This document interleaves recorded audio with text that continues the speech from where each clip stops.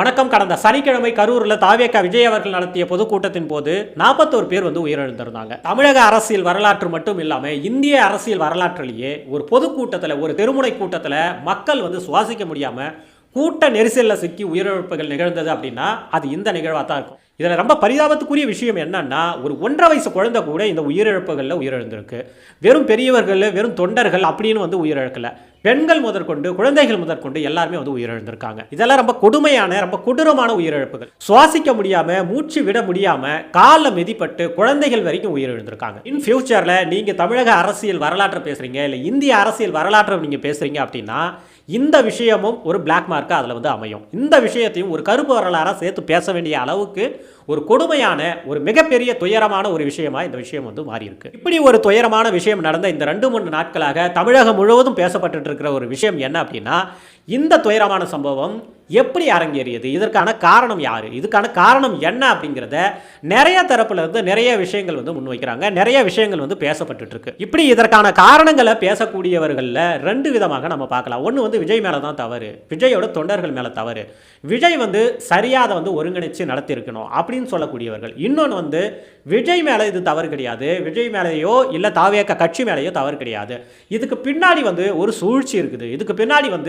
ஆளுங்கட்சி இருக்குது, இதுக்கு பின்னாடி ஓப்பனா சொல்ல போனா நேரடியாக திமுக சம்பந்தப்பட்டிருக்கு, இதுல திமுகவுடைய அமைச்சர்கள் சம்பந்தப்பட்டிருக்காங்க அப்படிங்கிற மாதிரியான விஷயங்களை பேசப்பட்டு இருக்கு. ஸோ உண்மையிலேயே இதுக்கான காரணம் யாரு, உண்மையிலேயே இந்த மாதிரியான ஒரு சம்பவம், இந்த மாதிரியான ஒரு துயரம் நடந்ததுக்கான காரணம் யாரு, உண்மையிலேயே இதுக்கு பேக்ரவுண்டில் ஒரு சூழ்ச்சி இருக்கா அப்படிங்கிறது தான் இந்த வீடியோவில் பார்க்க போகிறோம். சரி, இப்போ முதல்ல என்ன நடந்தது அப்படிங்கிறத 2 வியூ பாயிண்ட்ல நம்ம பார்க்க வேண்டிய அவசியம் இருக்கு. ஒன்று விஜயோட கண்களுக்கு, விஜய் அவருடைய பஸ் உள்ள வந்ததன் பிறகு விஜயோடைய பார்வையில் விஜய்க்கு தெரிந்த வரைக்கும் என்ன தெரிஞ்சிருக்க வாய்ப்பு இருக்கு. விஜய் அவர் பேசிக்கிட்டு இருக்கும்போது அவர் என்ன அனலைஸ் பண்ணியிருப்பாரு, என்ன விதமான விஷயங்களை அவர் பார்த்துருப்பாரு. செய்தி ஊடகங்கள் அவர் பேசுனதை நேரலையாக ஃபுல்லாகவே போட்டிருந்தாங்க. அவருடைய பஸ் வர்றதுல இருந்து அவருடைய பஸ் அவுட் ஆகிற வரைக்குமே கூட ஃபுல்லாக போட்டிருந்தாங்க. அப்படி செய்தி ஊடகங்கள் போடும்போது அதன் வாயிலாக விஜயோடைய வியூ பாயிண்ட் என்ன, விஜய்க்கு என்ன தெரிஞ்சிருக்கும் அப்படிங்கிறத பார்க்கணும். அதே சமயம் விஜய் பேசிக்கிட்டு இருக்கும் போதும், விஜய் வர்றதுக்கு முன்னாடியும் அந்த கூட்டத்தில் என்ன நடந்துச்சு, அங்க பேக்ரவுண்ட்ல என்ன நடந்துச்சு, விஜய் பேசிட்டு இருக்கும் போது பின்னாடி என்னென்ன நடந்திருக்கு அப்படிங்கிறத ஒரு சில வீடியோஸ் மூலமா, ஒரு சில நேரலையா அங்க போயிட்டு சம்பவம் நடந்த இடத்துல சில ஊடகங்கள் பேட்டி எடுத்திருக்காங்க. அங்க இருந்த கடைக்காரர்கள், அங்க இருந்த பில்டிங்ஸ்ல இருக்கிறவங்க, இவங்களையெல்லாம் ஒரு பேட்டி எடுத்திருக்காங்க. இதையெல்லாம் நீங்க பார்க்கும்போது பேக்ரவுண்ட்ல என்ன நடந்துச்சு, விஜய் பேசிட்டு இருக்கும் போது பின்னாடி என்ன நடந்திருக்கு அப்படிங்கிறதையும் நம்ம பார்க்க வேண்டிய அவசியம் இருக்கு. ஃபர்ஸ்ட் நம்ம விஜயோட வியூ பாயிண்ட்ல இருந்து பார்க்குறோம் அப்படின்னும் பொழுது, விஜய் அந்த கூட்டத்துக்கு விஜயோட பஸ் என்ட்ரு ஆகிறதுக்கு முன்பே இருந்து கூட அங்கே லைவ் ஓடிட்டு இருக்கு. நிறைய சேனல்ஸில் நியூஸ் சேனல்ஸில் லைவாகவே பாட்டு போட்டு அதை மேலே இருந்து காமிக்கிறதா இருக்கட்டும், கூட்டத்தை காமிக்கிறதா இருக்கட்டும், இதெல்லாம் ஓடிட்டே இருக்கு. அதன் பிறகு விஜயோட பஸ் வர ஆரம்பிக்குது. விஜயோடைய பஸ் அந்த கூட்டத்தில் என்ட்ரி ஆகும் பொழுது கூட்ட நெரிசல் ரொம்ப அதிகமாக நம்ம பார்க்க முடியுது. வழக்கமாக நம்ம அதுக்கு முன்னாடி இப்படி பார்த்துக்கிட்டு இருந்த கூட்டத்தை விட விஜய் வரும்பொழுது அந்த கூட்ட நெரிசல் ரொம்ப இறுக்கமாக நம்மளால பார்க்க முடியுது. அந்த இறுக்கமாகிற அந்த சூழலில் அந்த விஜயோடைய பஸ் அந்த கூட்டத்தோடைய நடுவில் நிற்கிறதுக்காக கொஞ்சம் கொஞ்சமாக அந்த பஸ்ஸை முன்னெடுத்துட்டே வந்துட்டு இருக்காங்க. அப்போ அந்த பஸ்ஸுக்கு எதிரில் நிறைய போலீசஸ் அதை விலக்கி விடுறாங்க, அந்த கூட்டத்தை கொஞ்சம் விலக்கி விடுறாங்க. அப்படி விலக்கி விடும் பொழுது இந்த லத்தியை வச்சு சும்மா இப்படி தட்டுற மாதிரி போலீஸ் பண்ணுறாங்க. இதெல்லாம் கூட சில நியூஸ் சேனல்ஸ்ல ஒளிபரப்பியிருக்காங்க, ஜூம் போயிட்டு அதை காமிச்சிருக்காங்க. தடியடின்னு சொல்ல முடியாத ஒரு கூட்டத்தை உடனடியாக ஒரு போலீஸ் கலைக்கிறதுக்கு என்ன பண்ணுவாங்களோ அந்த மாதிரி சும்மா ஒரு அளவுக்கு இப்படி அந்த லத்தியை வச்சு காமிக்கிறாங்க. அதன் பிறகு அந்த கூட்டம் கொஞ்சம் கொஞ்சமாக விலகி வர்றதை பார்க்க முடியுது. பஸ் கொஞ்சம் கொஞ்சமாக ஃப்ரண்ட்ல அந்த கூட்டத்தோடைய நடுவில் நின்று விஜய் கொஞ்ச நேரத்துக்கு அப்புறம் தான் அது உள்ள இருந்து வெளியில பேச ஆரம்பிக்கிறாரு. இதில் ரொம்ப முக்கியமாக பார்க்க வேண்டியது, அந்த பஸ் வரும்பொழுதே விஜய் அந்த லைட்டை போட்டுக்கிட்டு விஜய் வராரு அப்படின்லாம் கிடையாது. பஸ் வரும்போது அந்த பஸ்ல விஜய் இருக்கிறது தெரியாத மாதிரி இருட்டலாக தான் அந்த பஸ் வருது. விஜய் உள்ள இருந்து மேலே வர்றது தான் ஃபர்ஸ்ட் அப்பியரன்ஸாக இருக்கணும் அப்படிங்கிற மாதிரி விஜய் அந்த பஸ் நின்னதுக்கு அப்புறம் பொறுமையாக ஒரு சில ஆட்கள் மேலே கொஞ்சம் செக் பண்ணிட்டு பார்த்துட்டு அதன் பிறகு விஜய் அது உள்ள இருந்து மேலே எழுந்து வராரு. அதன் பிறகு அந்த மைக்கை அவர் எடுத்துட்டு டெஸ்ட் பண்ண ஆரம்பிக்கிறாரு. மைக்கு சத்தம் உங்களுக்கு கேட்குதா அப்படிங்கிறதுல இருந்து அவர் ஆரம்பிக்கிறார். அவர் பேசிக்கிட்டு இருக்கும்போது நம்ம அந்த கூட்டத்தை ரொம்ப அனலைஸ் பண்ணோம், ரொம்ப வாட்ச் பண்ணோம் அப்படின்னா விஜயோடைய அந்த காருக்கு, விஜயோடைய அந்த பஸ்ஸுக்கு அப்புறம் நிற்கிற கூட்டம் அந்த தலைகள் எல்லாமே ஒட்டி இருந்த அளவுக்கு நெருக்கமாக இருந்தாங்க.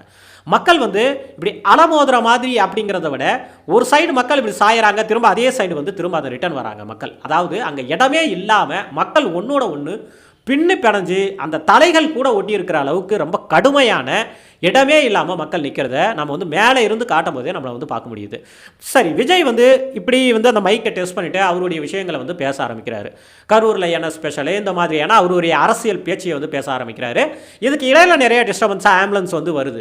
ஆம்புலன்ஸ் வரும்போது அவருடைய கொடியை ஏந்தியபடியே ஒரு ஆம்புலன்ஸ் வருது. என்ன இது நம்ம கொடியை கட்டிக்கிட்டு ஆம்புலன்ஸ் வருது இந்த மாதிரி பார்க்குறாரு. அப்பெல்லாம் கூட விஜய்க்கு அங்கே ஏது நடக்குது, அங்கே பேக்ரவுண்டில் யாராவது இறந்தாங்களா அப்படிங்கிறதெல்லாம் நமக்கு தெரியல. விஜய் பாயிண்ட் ஆஃப்லேருந்து பார்க்கும்பொழுது ஆம்புலன்ஸ் வருது, சரி ஓகே வாங்க போயிடுறீங்களா, போயிடுங்க நண்பா அப்படின்னு சொல்லி சொல்கிறதுல இருந்து இருக்கட்டும்.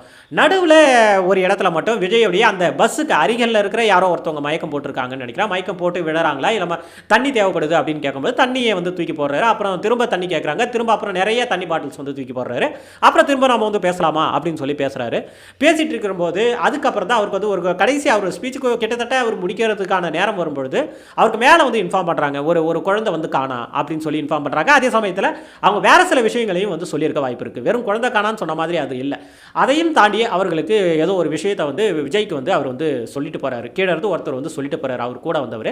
அதன் பிறகு விஜய் வந்து அந்த குழந்தையை கண்டுபிடிச்சு கொடுங்கன்னு சொல்ல அதே வேகத்தில் அந்த ஸ்பீச்சையும் அவர் வந்து சீக்கிரம் வந்து முடிச்சிடுறாரு. முடிச்சுட்டு எல்லாம் நல்லதே நடக்கும் அப்படின்னு சொல்லி உடனடியாக அந்த இடத்த விட்டு காலி பண்ணுறதுக்காக உடனடியாக விஜய் வந்து உள்ளே போயிடுறாரு. அந்த பஸ் வந்து மூவ் ஆக ஆரம்பிச்சிடுது.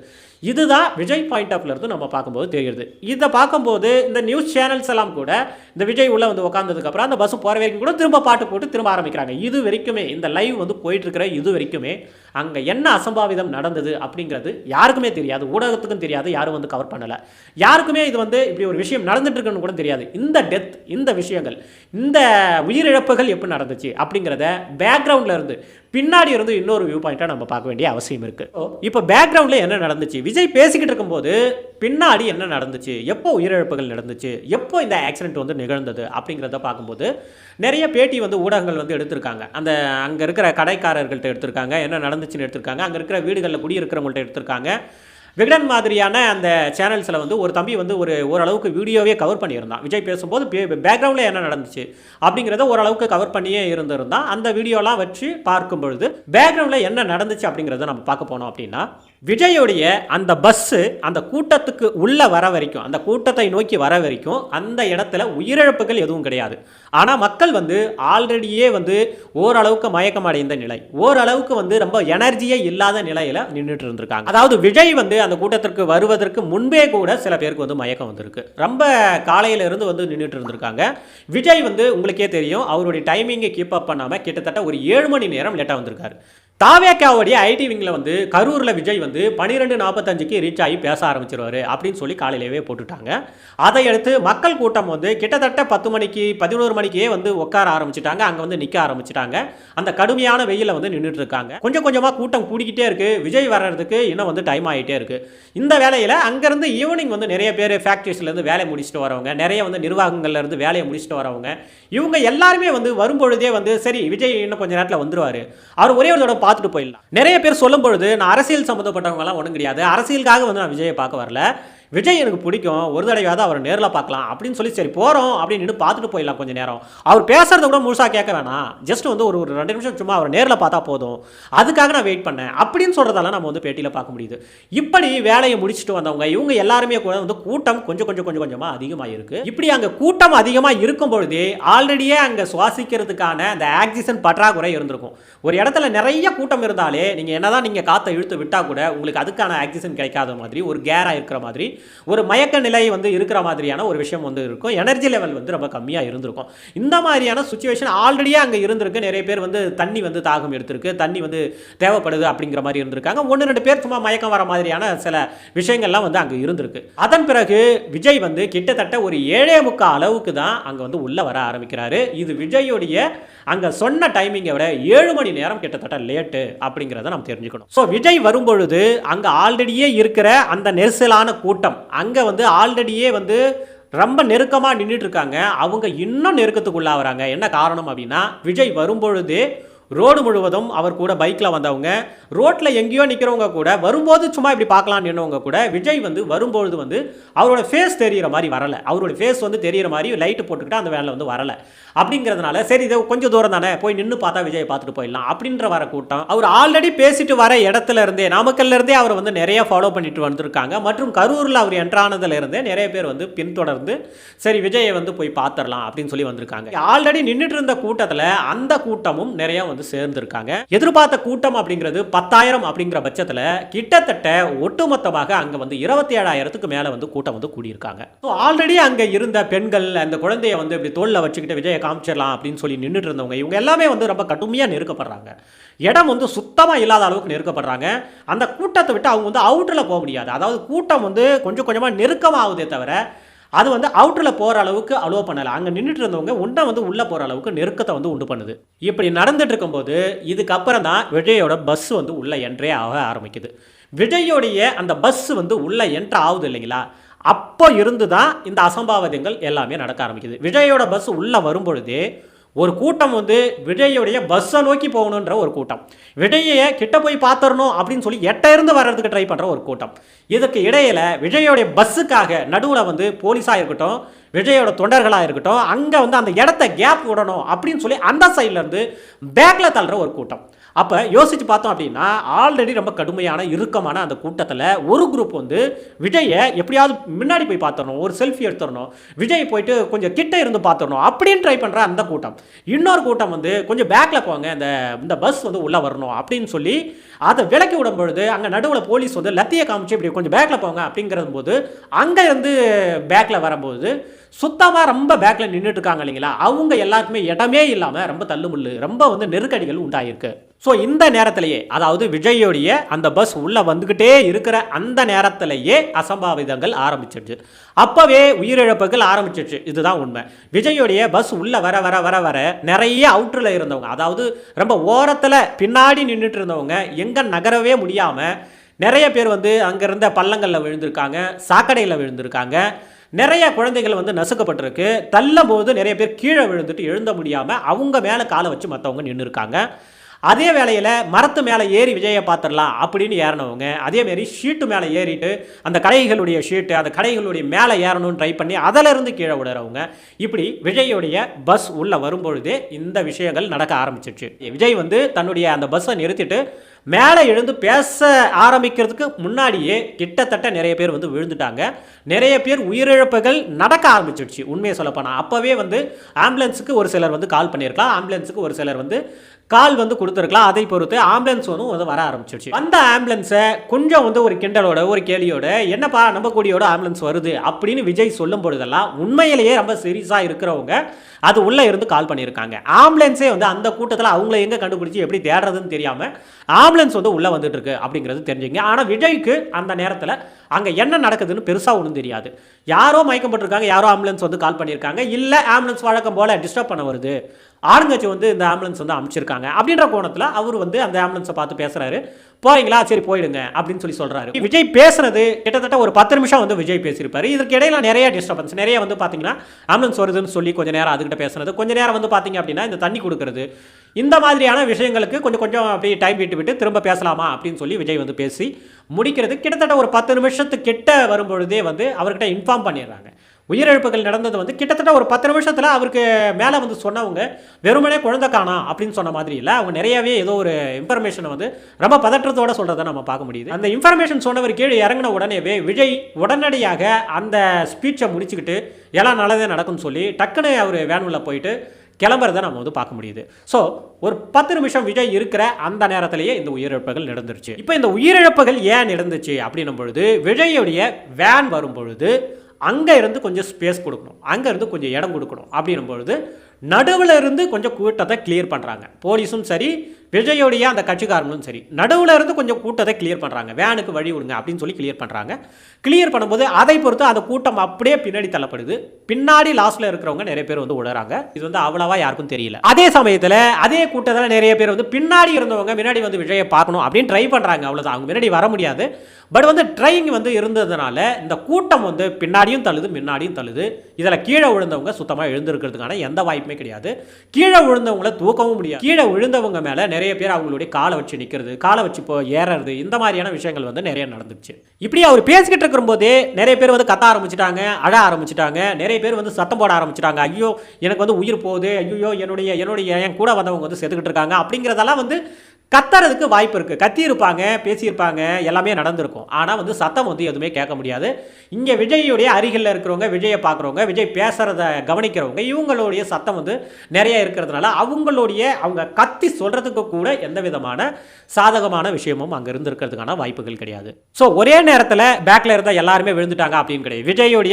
விஜயுடைய அந்த பஸ் வரும்பொழுது ஆரம்பிக்கிற விஷயங்கள், விஜயை பார்க்க வரணும் அப்படின்ற ஆர்வத்தில் தூரம் இருந்து வந்த அந்த கூட்டமும் வந்து நெருக்கடி கொடுக்கும் பொழுது, விஜயை பார்க்கணும் அப்படின்னு சொல்லி அந்த கூட்டத்துக்குள்ளேயே ஒரு சில குரூப்ஸ் வந்து ஃப்ரண்ட்டில் வர ட்ரை பண்ணும் பொழுது, விஜயை பார்க்கணும் அப்படின்னு சொல்லி மேலே மரத்து மேலே ஷீட்டு மேலாம் ஏறி நின்னவங்க, விஜயை பார்க்கணும்னு சொல்லி மேலே ஏறினவங்க எல்லாருமே கீழே விழுந்தவங்க, கீழே வந்து ஒரு ஷீட்டு விழுதுன்னு சொல்லி அங்கேருந்து ஒரு கூட்டம் வந்து ஃப்ரண்ட்டில் கொஞ்சம் நகரும் பொழுது, இந்த மாதிரி எல்லா விதமான மூமெண்ட்லையும் அங்கங்கே ஆக்சிடென்ட்ஸ் மாதிரி நடந்திருக்கு. அதன் பிறகு விஜயுடைய வேன் அந்த பஸ் வந்து வெளியே போயிட்ட பிறகு தான் ஓரளவுக்கு கிளியர் ஆகி எல்லாரும் வந்து எங்கெங்கே இறந்தவங்கள அட்லீஸ்ட் தூக்க முடியறதே வந்து விஜய் போனதுன்னு பிறகு தான். விஜய் போனதுக்கு அப்புறம் தான் ஆம்புலன்ஸ் வந்து எல்லாரையும் மீட்டு எடுத்துகிட்டு போயிருக்கு. ஸோ இந்த உயிரிழப்புகள், இந்த துயரமான சம்பவம் எப்போ நடந்துச்சு அப்படின்னா, விஜயோட பஸ் வந்ததுலேருந்து விஜயோட ஸ்பீச் முடிச்சுட்டு விஜய் போகிற வரைக்கும் இந்த உயிரிழப்புகள் நடந்துச்சு. அதிகபட்சமாக விஜய் என்ட்ரி கொடுக்கும்போதே இந்த உயிரிழப்புகள் நடக்க ஆரம்பிச்சிடுச்சு. அதிகபட்சமாக விஜயுடைய பஸ் உள்ளே வரும்பொழுதே நிறைய பேருடைய உயிர் வந்து வெளியே போக ஆரம்பிச்சு. ஸோ இந்த உயிரிழப்புகள் நடந்ததுக்கான காரணம் என்ன அப்படின்னு பார்த்தா, காலையிலேருந்து வெயிட் பண்ணது, நிறைய பேர் வந்து காலையிலேருந்து காத்திருந்தது, வேலைக்கு போயிட்டு வரவங்கெல்லாம் சரி விஜய் ஒரு தடவை பார்த்துட்டு போயிடலாம் அப்படின்னு சொல்லி நின்னது, விஜய் வந்து அங்கேருந்து வரும்போதே அவருடைய ஃபேஸ் தெரிகிற மாதிரி லைட்டு போட்டு அவர் வந்து எல்லாருக்கிட்டையும் வந்து ஒரு இப்படி கையை காமிச்சிட்டு வந்திருந்தாருன்னா நிறைய பேர் வழியில் நிற்கிறவங்க அங்கேயே பார்த்துட்டு அங்கேயே வந்து போயிருப்பாங்க. அப்படி இல்லாததுனால அவங்களும் ஃபாலோ பண்ணிட்டு வந்தது. அதுக்கு முன்னாடி அந்த கூட்டத்தில் எங்கே பேசினாரோ அங்கேருந்து நிறைய பேர் ஃபாலோ பண்ணிட்டு வந்தது. ஸோ அங்கே இருக்கிற கூட்டம் ப்ளஸ் வந்து வந்த கூட்டம், இது ரெண்டும் வந்து ரொம்ப நெருக்கடி உண்டு பண்ணது. இதற்கு இடையில் விஜயோடைய பஸ் உள்ளே போகிறது, இதற்கு இடையில் விஜயோடைய தொண்டர்கள் ஆரவாரம் செய்தது, இதற்கு இடையில் விஜய் பார்த்தே ஆகணும்னு மேலே மரத்து மேலே ஏறினது, இதெல்லாம் சேர்ந்து தான் பயங்கரமான ஒரு நெரிசல் உண்டு பண்ணி இந்த உயிரிழப்புகள் நிகழ்ந்திருக்கு. ஒருவேளை சும்மா ஒரு கற்பனைக்கு நம்ம யோசிச்சு பார்க்குறோம், விஜயே அன்றைக்கி வந்து அந்த மீட்டிங்கை வந்து கேன்சல் பண்ணிடுறாரு, அன்றைக்கி வந்து வரலை அப்படின்னா என்ன ஆயிருக்கும்? அங்கே நின்று இருந்த கூட்டம் வந்து பெருவாரியாக அந்த அசம்பாவிதங்கள் எதுவும் நடந்திருக்க வாய்ப்பில்லை. வெளியிலேருந்து ஒரு கூட்டம் வந்திருக்கும், அந்த கூட்டம் வந்து வந்திருக்க வாய்ப்பில்லை. விஜய் வந்த உடனே நிறைய பேர் வந்து ஆரவாரம் பண்ணிக்கிட்டு அவர் வந்து கொஞ்சம் கிட்ட பார்த்துடணும்னு வர முயற்சி பண்ணவங்க அப்படின்ற ஒரு விஷயம் வந்து நடந்திருக்க வாய்ப்பில்லை. விஜயோட பஸ்ஸுக்காக விலகி விட்டு நடுவில் இருந்த கூட்டத்தை வெயிட் பண்ணி ரெண்டு சைடும் தள்ள வேண்டிய அவசியம் போலீஸுக்கு இருந்திருக்காது. இப்படி எதுவுமே நடக்கல அப்படின்னா அங்கே அசம்பாவிதங்கள் நடந்திருக்க வாய்ப்பில்லை. ஸோ இதுதான் வந்து ப்ராக்டிக்கலாக இங்கே நடந்த ஒரு விஷயம். ப்ராக்டிக்கலாக இந்த உயிர்கள் வந்து ஏன் போச்சு அப்படிங்கிற ஒரு விஷயம். ஆனால் இங்கே என்ன விதமான காரணங்கள் விஜய் தரப்பில் இருந்தோ இல்லை விஜயோடைய ரசிகர்கள்ட்ட இருந்தோ விஜயோடைய தொண்டர்கள்ட்ட இருந்தோ வைக்கப்படுது அப்படிங்கிறத நம்ம பார்த்தோம் அப்படின்னா, முதல்ல வந்து கேட்ட இடத்த வந்து தரல, நாங்கள் வந்து பெரிய இடத்த கேட்டோம், இந்த இடத்த வந்து தந்துட்டாங்க, இந்த ஒரு காரணத்தை வச்சு இல்லை இது வேணும்னே வந்து ஆளுங்கட்சி வந்து பண்ணிட்டாங்க, இடத்த வந்து வேணும்னே தரலை அப்படிங்கிற ஒரு காரணம். பேசிக்கிட்டு இருக்கும்போது வந்து கரண்ட் கட் ஆச்சு, கரண்ட் கட் ஆனதுனால வந்து நிறைய பேர் வந்து அந்த நெருக்கடி வந்து உண்டாயிடுச்சு அப்படிங்கிற மாதிரியான இன்னொரு காரணம். போலீஸ் வந்து தடியடி நடத்துனதுனால மக்கள் வந்து அப்படி கலைய ஆரம்பித்தாங்க, ஓட ஆரம்பித்தாங்க, இதனால் நிறைய பேர் தடங்கி விழுந்துட்டாங்க அப்படிங்கிறது இன்னொரு காரணம். சரி, ஃபஸ்ட்டு வந்து இடம் தரலை, பெரிய இடம் நாங்கள் கேட்டிருந்தோம், அந்த இடம் வந்து தரலை, அதனால் ரெண்டாவதாக இந்த இடம் வந்து கேட்டோம், இந்த இடத்த தந்தாங்க. நான் என்ன கேட்குறேன் அப்படின்னா, நீங்கள் கேட்ட இடம் வந்து நீங்கள் அனலைஸ் பண்ணி எங்களுக்கு கூட்டம் அதிகமாக கூட வரலாம், இப்போ தாவேக்காவை சேர்ந்த லாயர் வந்து சொல்கிற மாதிரி ஒரு ரசிகர் பட்டாளம் வரலாம், ஒரு தொண்டர்கள் வந்து நிறையா வரலாம், 2 லட்சம் பேர் கூட நாங்கள் கூடுவோம் அப்படின்னு சொல்கிறதெல்லாம் வந்து எத்தனை லட்சம் பேர் வேணால் நீங்கள் கூடலாம், நீங்கள் கேட்ட இடம் தான் உங்களுக்கு சரியாக இருக்கும் அப்படின்னு முன்னாடியே அனலைஸ் பண்ண தெரிஞ்ச உங்களுக்கு ஏன் இந்த இடத்துல நம்ம வந்து கூட்டம் நடத்தக்கூடாதுன்னு உங்களுக்கு தெரியல? ஏன் நம்மளை பார்க்க 2 லட்சம் பேர் கூட வருவாங்க அப்படின்ற நீங்கள் இந்த கூட்டத்தை ஏன் நீங்கள் நிர்ணயிச்சிங்க? ஏன் இந்த கூட்டத்தை வந்து அங்கே நடத்த தயாரானீங்க? இவ்வளவு பெரிய உயிரிழப்புகள் நடந்ததுக்கு அப்புறம் கேட்ட இடத்த ஏன் தரலைன்னு கேட்க தெரிஞ்ச நீங்கள் கேட்ட இடத்துல தான் தரலை இல்லையா, அந்த மீட்டிங்கை கொஞ்சம் கேன்சல் பண்ணியிருக்கலாமே. நாங்கள் கேட்ட இடத்த தரணும் அப்படின்னு சொல்லி அங்கே இருந்த தொண்டர்களை வச்சு ஒரு சின்ன போராட்டம் பண்ணியிருக்கலாம், நீங்கள் வந்து அரசு இது மாதிரி வஞ்சிக்குது அப்படின்னு சொல்லி எக்ஸ்பிளைன் பண்ணியிருக்கலாம், ஒரு வீடியோ போட்டிருக்கலாம், உங்களுக்கு கேட்ட இடத்த அடம் பிடிச்சி நீங்கள் வாங்கியிருக்கலாம், எங்களுக்கு இந்த இடம் தான் வேணும், எங்களுக்கு வந்து நிறையா வந்து திடீர்னு கூடுவாங்க அப்படின்னு சொல்லி அந்த விஷயத்தெல்லாம் இப்போ பேசுகிற நீங்கள், ஒரு 41 உயிர் போனதுக்கப்புறம் பேசுகிற நீங்கள் ஏன் அந்த இடத்த கூட்டத்தை வச்சுங்க? அப்போ அசம்பாவிதம் நடக்கணும் உங்களுக்கு அறிவு இருந்துச்சு அப்படின்னா ஏன் அந்த இடத்த நீங்கள் கூட்டத்தை ஒத்துக்குனீங்க அதை சொல்லுங்கள். இல்லை எங்களுக்கு இந்த மாதிரி நடக்கும் தெரியாது, இந்த மாதிரி வந்து நிறைய பேர் கூடுவாங்கன்னு எங்களுக்கு தெரியாது அப்படின்னா உங்களுக்கே தெரியாத பட்சத்தில் நீங்கள் கேட்ட இடத்த கொடுக்குற போலீஸ்க்கு எப்படி தெரியும்? உங்களுக்கே உங்களுடைய ரசிகர் பட்டாளம் எவ்வளோ வருவாங்கன்னு தெரியாத பட்சத்தில் போலீஸ் எந்த அளவுக்கு உங்களால் அனலைஸ் பண்ண முடியும் அப்படிங்கிறத நீங்கள் யோசிச்சு சொல்லுங்கள். ஸோ ரொம்ப ஷார்ட்டாக கேட்குறது என்னன்னா, உனக்கு கேட்ட இடத்த அவங்க கொடுக்கல, நீ ஏன் பொதுக்கூட்டு தான் அனௌன்ஸ் பண்ணுற? ரெண்டாவது கரண்ட் கட் ஆகிடுச்சு அப்படிங்கிறது. கரண்ட் வந்து எங்கேயுமே கட் ஆனது மாதிரியான நேரலை வந்து நிறைய போட்டுட்ருக்காங்க, நிறைய எக்ஸ்பிளைன் பண்ணிட்டாங்க. கரண்ட் வந்து அந்த ஜெனரேட்டருடைய கரண்ட்டை தான் வந்து கட் பண்ணியிருக்காங்க. அதுவும் வந்து ஏன் கட் பண்ணியிருக்காங்கன்னா அந்த கூட்ட நெரிசலில் நிறைய பேர் வந்து அந்த ஒயர் மேலே விழுந்திருக்காங்க, நிறைய வந்து அங்கே அந்த ஜெனரேட்டர் பக்கத்தில் வந்து விழுந்திருக்காங்க. இதை பொறுத்து அது வந்து ஆஃப் பண்ணப்பட்டதா இல்லை அந்த ஒயர் மேலே விழுந்து அது ஆட்டோமேட்டிக்காக ஆஃப் ஆச்சான்னு தெரியாது. ஆனால் அந்த ஏரியாவுடைய கரண்ட்டு இபி வந்து கண்டிப்பாக வந்து யாரும் வந்து கட் பண்ணி விடலை. அந்த தாவேக்கா சார்பில் வச்சுருந்த அந்த ஃபோக்கஸ் லைட் மட்டும் ஆஃப் ஆகிருக்கு. இதுதான் வந்து அங்கே நடந்திருக்கு. நம்ம நேரலையை பார்த்தாலே நம்ம வந்து தெரிஞ்சுக்கலாம், வீதியில் இருக்கிற அந்த லைட்ஸ் எல்லாம் வந்து எரிஞ்சுக்கிட்டே தான் இருக்குது. அப்படி அங்கே இருந்த ஃபோக்கஸ் லைட் ஆஃப் பண்ணதுனால நாங்கள் வந்து நெருக்கடிக்கு உள்ளானோம் அப்படின்னா ஃபோக்கஸ் லைட்டுக்கும் நெருக்கடிக்கும் என்ன இருக்குது? லைட் இருந்தால் மட்டும் நெருக்கடி உண்டாகாமல் இருந்திருக்குமா? ஸோ இதெல்லாம் வந்து சும்மா சொல்லணும் அப்படின்றதுக்காக எதையாவது நம்ம வந்து சொல்லிட்டு இருக்கோம் அப்படிங்கிறத நம்ம தெரிஞ்சுக்கணும். அடுத்ததாக போலீஸ் வந்து தடியடி நடத்தினாங்க அப்படின்னு சொல்லி, அப்படி போலீஸ் வந்து எந்த விதமான தடியடியும் அந்த கூட்டத்தில் நடத்தினதா பதிவாகவே இல்லை.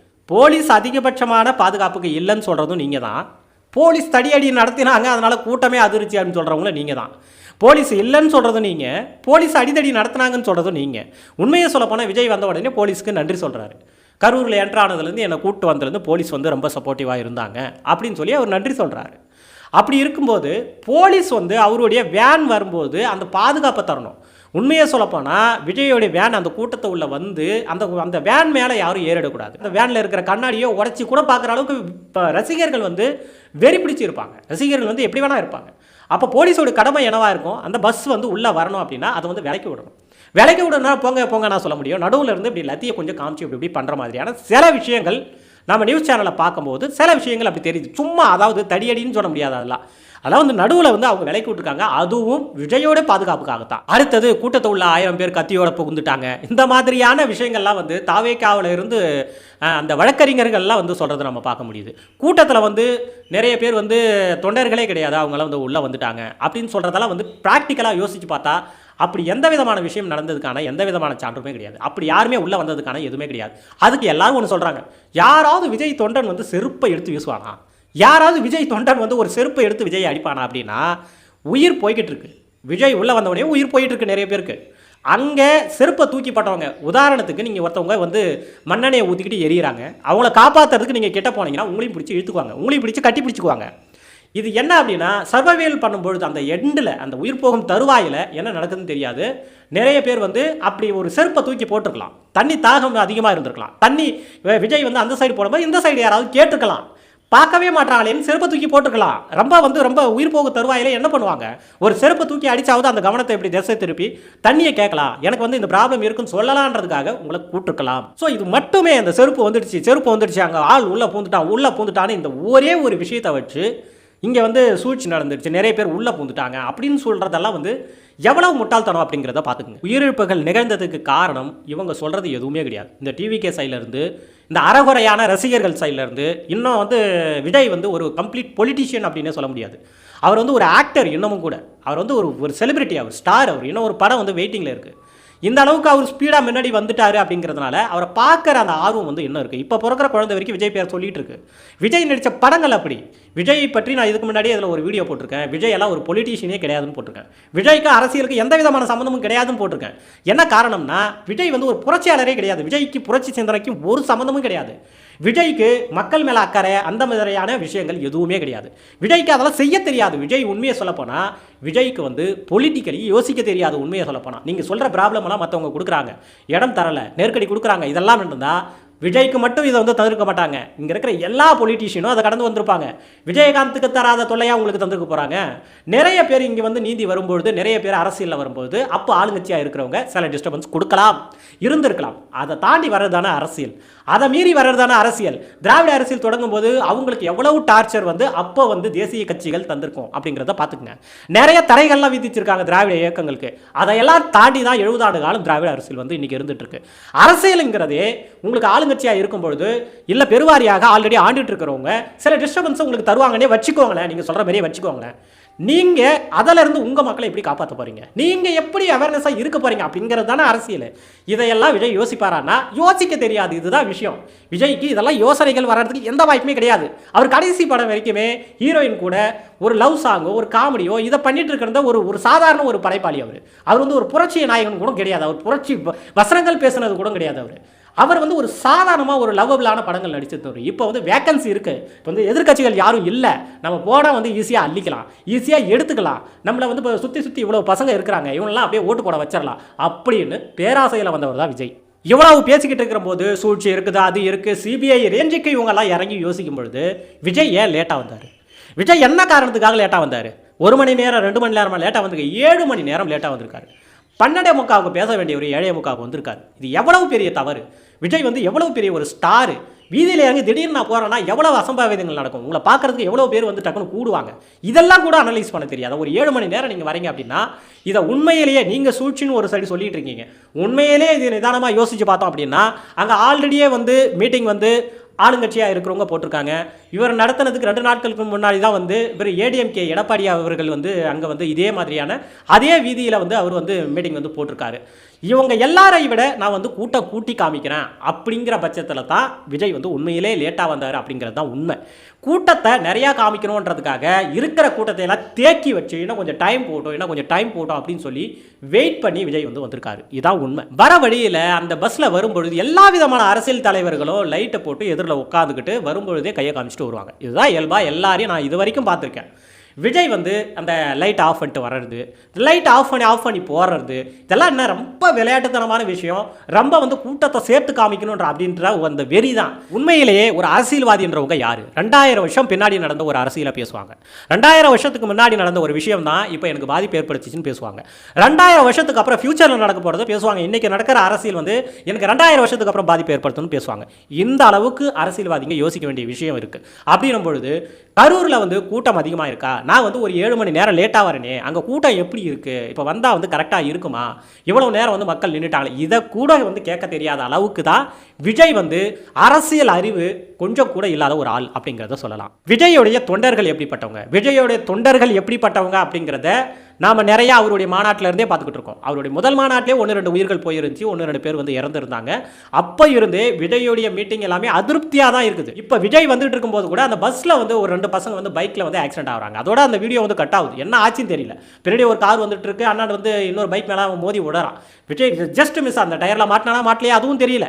பஸ்ஸை நிறுத்தி அவனை பார்த்தாங்களா பார்க்கலையே அதுவும் தெரியல. அவன் பாட்டு விடுறான். இந்த அளவுக்கு தான் விஜயோடைய ஃபேன்ஸ் இருக்கிறாங்க. விஜயோடைய தொண்டர்கள்னு கூட சொல்ல முடியாது. டிக்கெட் வாங்க எப்படி படத்துக்கு ஓடினானோ அதே மாதிரி தான் இன்னும் ஓடியாந்துட்டு இருக்கான். இன்னும் அரசியல்னா அவனுக்கு என்னன்னு கூட தெரியாது. இப்படிப்பட்ட ஒரு தொண்டர்கள் வந்து அந்த கூட்டத்தில் நிற்கிறாங்க அப்படின்னா நீங்கள் நல்லா யோசிச்சு பார்க்கணும். எம்ஜிஆருக்கு வராத கூட்டமாக விஜய்க்கு வந்திருக்கு, விஜயகாந்துக்கு வராத கூட்டமாக விஜய்க்கு வந்திருக்கு.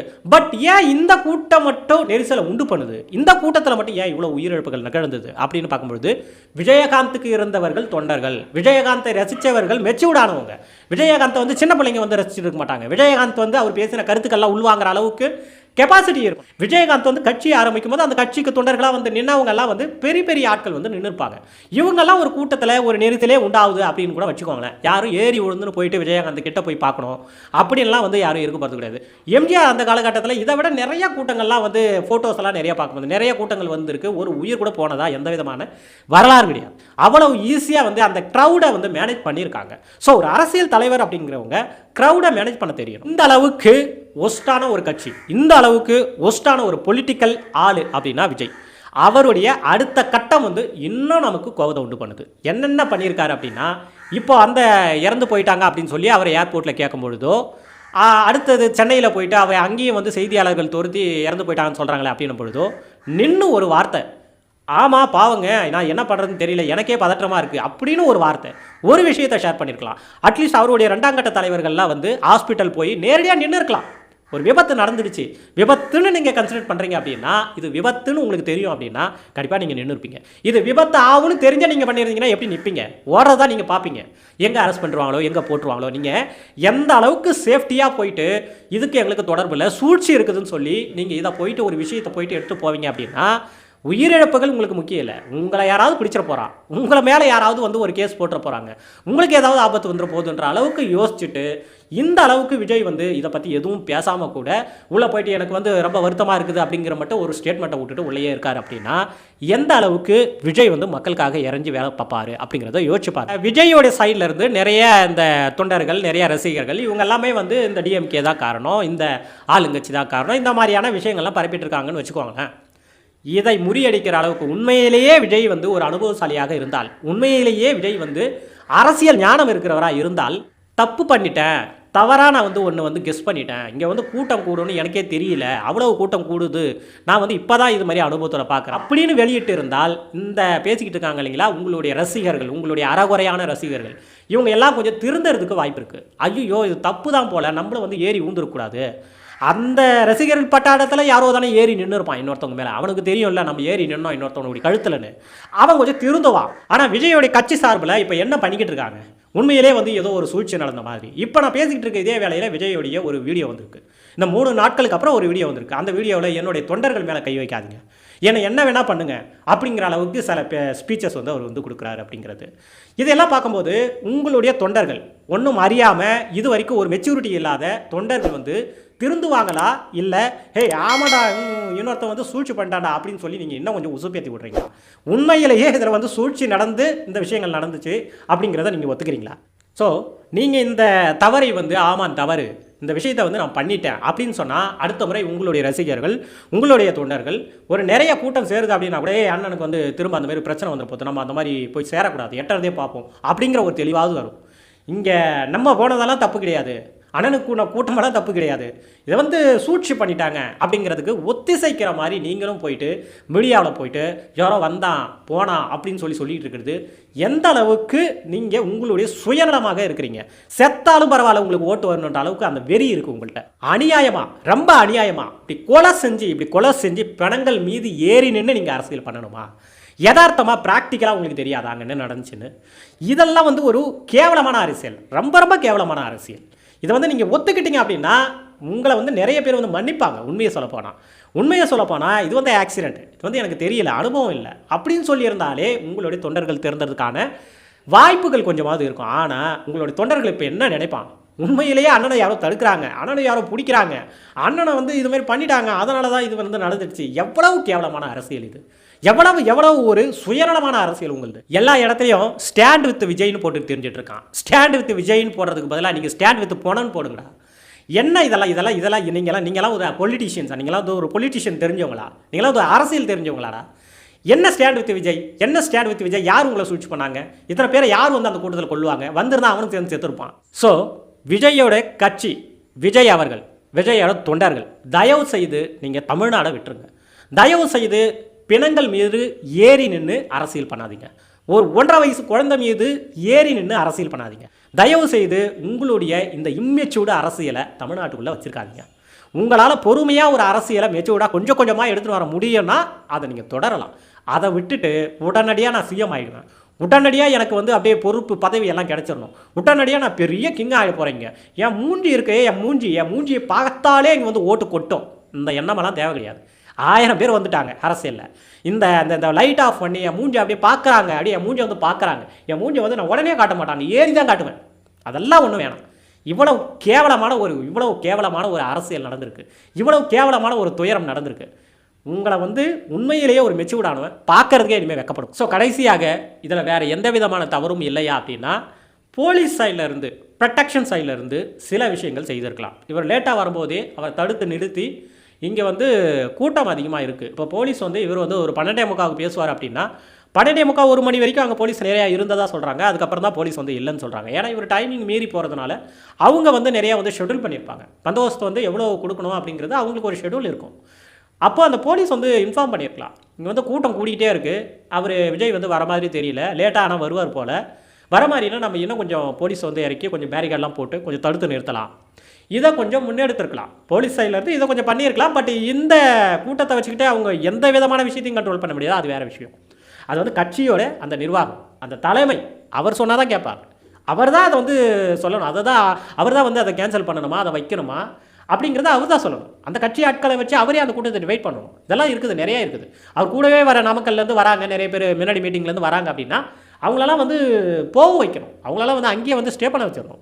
இல்லைனா இவர் காரில் ஏறி வந்துட்டு இருக்கலாம், தனியாக ஒரு காரில் ஏறி இவர் எங்கே வராருன்னே தெரியாமல் திடீர்னு வந்து இங்கே வந்து கரூரில் வந்து எழுந்திருக்கலாம். இதெல்லாம் நிறையா பண்ணலாம். ஒரு தலைவர் நினச்சா பண்ணலாம். ஒரு தலைவர் நினச்சா இந்த அசம்பாவிதத்தை தடுத்திருக்கலாம்.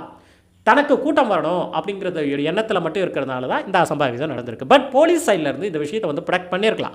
போலீஸ் வந்து சொன்னதாக சொல்கிறாங்க. போலீஸ் வந்து கரூரில் அவர் என்ட்ராகும் போதே சொல்லியிருக்காங்க அப்படின்னு சொல்லப்படுது. இது மாதிரி வந்து டைம் வந்து நீங்கள் மிஸ் ஆகி வரீங்க, நிறைய கூட்டம் இருக்குது, அதனால் வேணாம் அப்படின்னு சொல்லியிருக்காங்க. அதை மீறி வந்தார் அப்படின்றத சொல்கிறாங்க. பட் வந்து ரொம்ப ஸ்ட்ரிக்டாகவே சொல்லியிருக்கலாம். ரொம்ப வந்து இன்ஃபார்மேட்டிவாக வந்து அவங்கள்ட்ட வந்து சொல்லிவிட்டு நிறைய கூட்டம் இருக்குங்க, அசம்பாவிதம் நடக்கும், அப்படி நடந்துச்சு அப்படின்னா உங்கள் மேலே வந்து பயங்கரமாக வந்து கேஸ் வந்து உண்டாகும், நீங்கள் வந்து இப்போ மீட்டிங் அட்டன் பண்ணால் கூட அரெஸ்ட் பண்ணுறதுக்கு வாய்ப்பு இருக்குது அப்படிங்கிற மாதிரியெல்லாம் அவரை வந்து நீங்கள் சொல்லியிருக்கலாம்.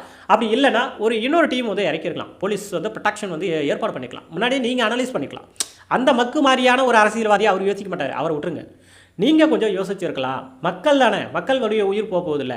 மக்கள் உங்களுக்கு வந்து நிறைய வந்து நீங்கள் வந்து பார்த்துருப்பீங்க, நிறைய வந்து கூட்டத்தை எப்படி வந்து க்ரௌடை வந்து மேனேஜ் பண்ணுறது, இந்த மாதிரியான விஷயங்கள் உங்களுக்கு தெரிஞ்சிருக்கும். அப்போ நீங்கள் வந்து முன்னாடியே கொஞ்சம் கெஸ் பண்ணியிருக்கலாம். இது வந்து ஏதோ ஒரு விஷயம் நடக்க போது, நம்ம வந்து அவரை தடுத்து நிறுத்தணும், அப்படி இல்லைனா ப்ரொடக்ஷனை நீங்கள் கொஞ்சம் பலப்படுத்தியிருக்கலாம். இதை கொஞ்சம் ட்ரை பண்ணியிருக்கலாம். இந்த ஒரு விஷயத்தில் நம்ம வந்து போலீஸை வந்து வலியுறுத்த வேண்டிய அவசியம் இருக்குது. போலீஸ் வந்து இதில் கொஞ்சம் நடந்திருக்கலாம் அப்படிங்கிறது நமக்கு தோணுது.